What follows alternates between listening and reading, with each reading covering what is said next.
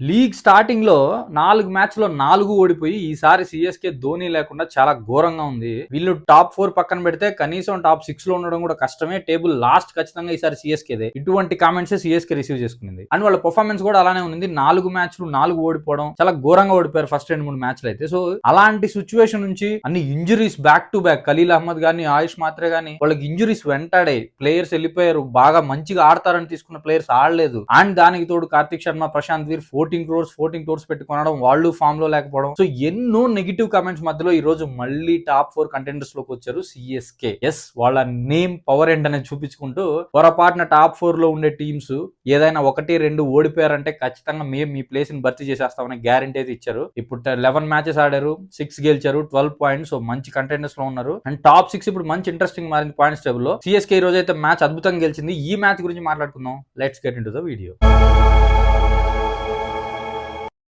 Hello guys, welcome back to Crick stories. CSK వాళ్ళ లెవెల్కి తగ్గట్టు ఆడింది ఈ రోజు. బట్ బౌలింగ్ మాత్రం అంత గ్రేట్ పర్ఫార్మెన్స్ కాదు. ఎస్పెషల్లీ పవర్ ప్లేలో అయితే చాలా రన్స్ ఇచ్చేశారు. 90+ రన్స్ స్కోర్ చేశారు పవర్ ప్లేలో. అది జాష్ ఇంగ్లీష్ అయితే ఈ రోజు బీభత్సం క్రియేట్ చేశాడు. ఆల్మోస్ట్ 20-25 బాల్స్ కి ఏమో 70-80 రన్స్ కొట్టాడు.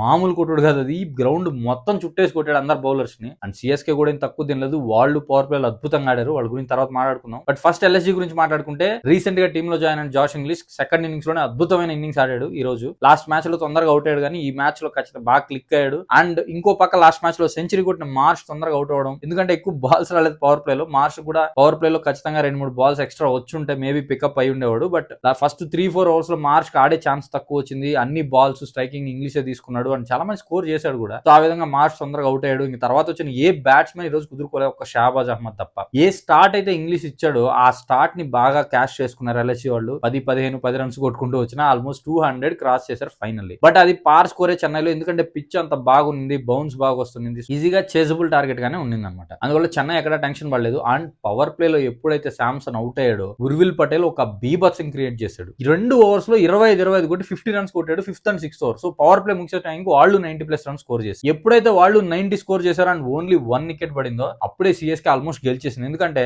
ఆల్మోస్ట్ 10 రిక్వైర్డ్ రన్ రేట్ తో స్టార్ట్ చేశారు ఇన్నింగ్స్. పవర్ ప్లే అయిపోయేసరికి 7 కి వచ్చేసింది. అది లాస్ట్ 14 ఓవర్స్ కి ఎంత ఆల్మోస్ట్ 100 రన్స్ కొట్టాల్సి వచ్చింది. సో అక్కడే వాళ్ళు ఆల్మోస్ట్ మ్యాచ్ గెలిచేశారు. బట్ సిఎస్కే మిడిల్ ఆర్డర్ వల్ల ట్రబుల్ వల్ల వాళ్ళు లాస్ట్ ఓవర్ వరకు తీసుకొచ్చుకున్నారు. మేబీ ఏమన్నా బౌలింగ్ చేంజెస్ ప్రాపర్ గా జరిగి మధ్యలో 1-2 ఓవర్లో చేంజ్ చేయగలిగి రిషబ్ పంత్ తెలుగుగా కానీ బిహేవ్ చేస్తుంటే మ్యాచ్ చేజారిపోయే ఛాన్స్ కూడా ఉన్నాయి సిఎస్కే ఈ రోజు. అలానే జరిగింది. ఎందుకంటే పవర్ ప్లే అయిపోయాక 7 రిక్వైర్డ్ రన్ రేట్ ఉంటే దాన్ని వీళ్ళు స్లోగా ఆడి చివరికి 10 రిక్వైర్డ్ రన్ రేట్ తీసుకొచ్చారు last 5 overs around. Power play లో 90 రన్స్ కొట్టిన తర్వాత సిఎస్కే అద్భుతంగా పుల్ బ్యాక్ చేసింది ఎల్ఎస్జీని. ఎందుకంటే లాస్ట్ 14 ఓవర్స్ లో ఇచ్చింది జస్ట్ 100+ రన్స్ అంతే. సో 91 నుంచి 203 ఫినిష్ చేశారు. అది ఆల్మోస్ట్ 8-9 వికెట్స్ పడ్డాయి. సో అటువంటి కంబ్యాక్ ఇవ్వడం సిఎస్కే నిజంగా గ్రేట్ అని చెప్పాలి. ఎందుకంటే ఒకవేళ ఏ ఒక్క బ్యాట్స్మెన్ సెటిల్ అయిన పూరన్ గానీ రిషబ్ పంత్ గానీ ఎవరిని సెటిల్ కానికుండా ప్రతి ఒక్కరికి టైం టు టైం వికెట్స్ తీసుకుంటూ వచ్చారు. ఎస్పెషల్లీ జేమీ ఓటన్ అక్కడే మ్యాచ్ ఎల్ఎస్సీ చాలా వరకు చేజారిపోయింది. ఎందుకంటే పవర్ ప్లే ఆ రేంజ్ స్కోర్ ఇచ్చిన తర్వాత ఈజీగా 230-240 ఎక్స్పెక్ట్ చేశారు. బట్ అదైతే జరగలేదు. ద సేమ్ టైం ఎల్ఎస్సీ కూడా అద్భుతమైన కంబ్యాక్ ఇచ్చిన పవర్ ప్లే తర్వాత. ఎప్పుడైతే వీళ్ళు 90 రన్స్ కొట్టారో సిఎస్కే, వాళ్ళు 17-18 ఓవర్స్ లోపు ఫినిష్ చేద్దాం అనుకున్న గేమ్ ని లాస్ట్ ఓవర్ వరకు తీసుకొచ్చారు. అండ్ ఒక స్టేజ్ లో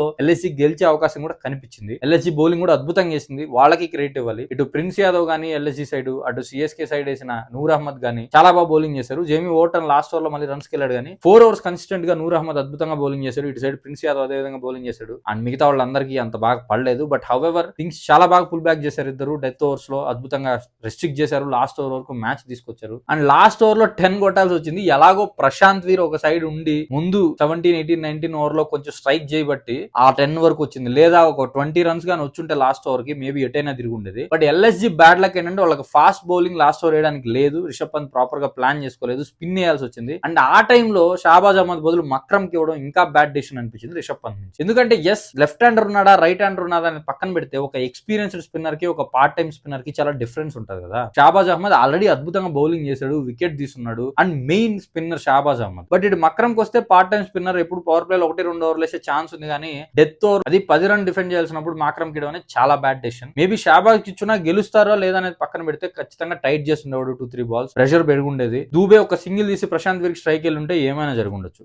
బట్ మక్రమ్ విషయంలో అది జరగలేదు. ఫస్ట్ 2 వైడ్ లేసాడు, తర్వాత 2 సిక్స్లు కొట్టాడు, మ్యాచ్ అయిపోయింది అందరితో. హవెవర్ చెన్నై అయితే రేస్ లోకి వచ్చేసింది. 11 మ్యాచ్లు 6 గెలిచారు, 12 పాయింట్లతో మంచి పాజిటివ్ రన్ రేట్ కూడా ఉంది. రాజస్థాన్ రాయల్స్ కిందకి దింపి ఇప్పుడు చెన్నై టాప్ 5 లో ఉంది. రాజస్థాన్ రాయల్స్ 6th ప్లేస్ కి వచ్చింది. అండ్ చెన్నైకి ఇంకా 3 మ్యాచ్లు ఉన్నాయి. LG తో ఇంకోటి ఉంది, సన్ రైజర్స్ తో ఇంకోటి ఉంది, అండ్ ఇంకో ఎక్స్ట్రా మ్యాచ్ ఉంది. సో ఈ 3 ఎలా ఆడతారు అనేది వాళ్ళ ప్లే ఆఫ్ సినారియోస్ డిపెండ్ అయి ఉంటాయి. అండ్ ఎస్పెషల్లీ LG తో ఇంకో మ్యాచ్ వెంటనే ఉంది కాబట్టి ఈ మ్యాచ్ లో LG మళ్ళీ ఓడించగలిగితే చెన్నై ఆల్మోస్ట్ టాప్ 4 కంటెంట్స్ లో చాలా స్ట్రాంగ్ పొజిషన్ లోకి వెళ్తుంది. అండ్ ఇంకో పక్క పంజాబ్, RCB, SRH, GT వీళ్ళు స్ట్రాంగ్ గానే ఉన్నారు. సో వీళ్ళ 5గురు మధ్యలోనే మ్యాచెస్ రౌండ్ అప్ ఉన్నాయి కాబట్టి ఎవరు గెలుస్తారు, ఎవరు ఓడతారు, ఎవరు ఫైనల్ కి వెళ్ళాలనేది వాళ్ళ చేతుల్లోనే ఉంది. ఖచ్చితంగా రాబోయే IPL మ్యాచ్లు ప్రతి ఒక్కటి ఇంట్రెస్టింగ్ ఉండబోతుంది. అండ్ చూడాలి మరి నెక్స్ట్ మ్యాచెస్ ఎలా ఉన్నాయని. బట్ ఈ రోజు అయితే CSK అద్భుతంగా పర్ఫామ్ చేసింది. Special mention to Urvil Patel, fastest half century కొట్టాడు, 13 balls 50. అసలు ఎలా కొట్టాడు అనిపించింది. ఈ కాంబినేషన్ ఎందుకో CSK చాలా బాగా ప్రాపర్ గా సెట్ అయింది అనిపిస్తుంది. సో ఇదే కాంబినేషన్ తో వాళ్ళు వెళ్ళి మ్యాచ్ గెలిచే ఛాన్సెస్ ఎక్కువగా ఉన్నాయి. ప్లే ఆఫ్ కి వచ్చే ఛాన్సెస్ కూడా చాలానే కనిపిస్తున్నాయి. చూద్దాం ప్లే ఆఫ్స్ కి వస్తారో లేదో. మీరేమనుకుంటున్నారు, CSK ప్లే ఆఫ్స్ కి వస్తుంది అంటారా? టాప్ 4 లో ఎవరిని కిందకి నెట్టి CSK వచ్చే ఛాన్స్ ఉంది అనేది కమెంట్స్ లో చెప్పండి. That's it about today's video. Thanks for watching my video guys. Please like, share and subscribe to Crick stories.